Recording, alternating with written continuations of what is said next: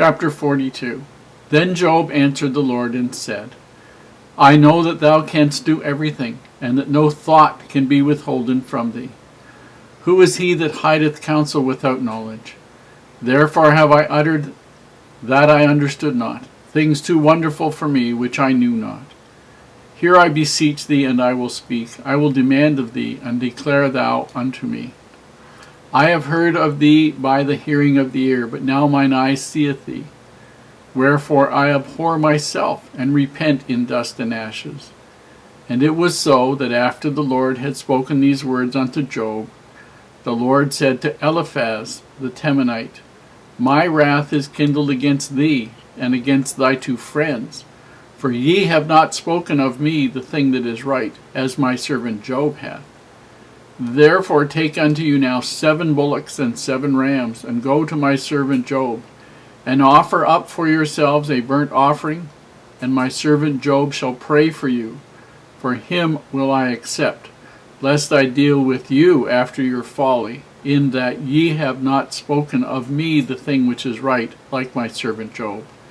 So Eliphaz the Temanite, and Bildad the Shuhite, and Zophar the Naamite went and did according as the Lord commanded them. The Lord also accepted Job.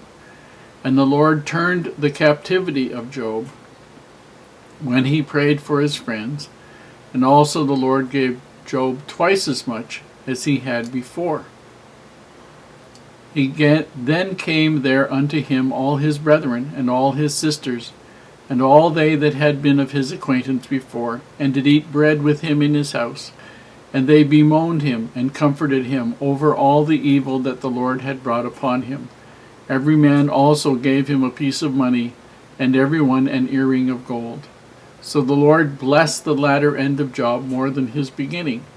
For he had 14,000 sheep, and 6,000 camels, and 1,000 yoke of oxen, and 1,000 she-asses.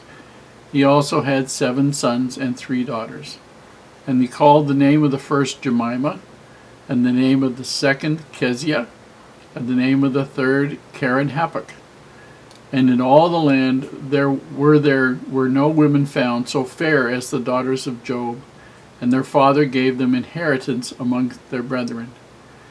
After this lived Job 140 years, and saw his sons and his sons' sons, even 4 generations. So Job died, being old and full of days. We see here in the very last chapter of Job some interesting conversation, one-sided conversation, from the Lord to Eliphaz the Temanite. And the Lord, through the author of this, says, My wrath is kindled against thee and against thy 2 friends, for ye have not spoken to me the thing that is right, as my servant Job hath.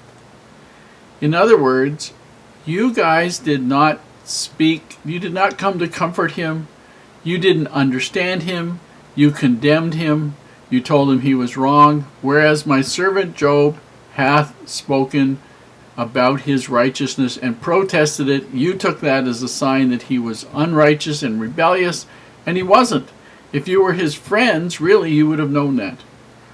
Then he says, Therefore take unto you now 7 bullocks and 7 rams, and go to my servant Job, and offer up for yourselves a burnt offering. And my servant Job shall pray for you. For him will I accept. Obviously, I'm not going to accept you guys yet, lest I deal with you after your folly, in that ye have not spoken to me the thing which is right, like my servant Job.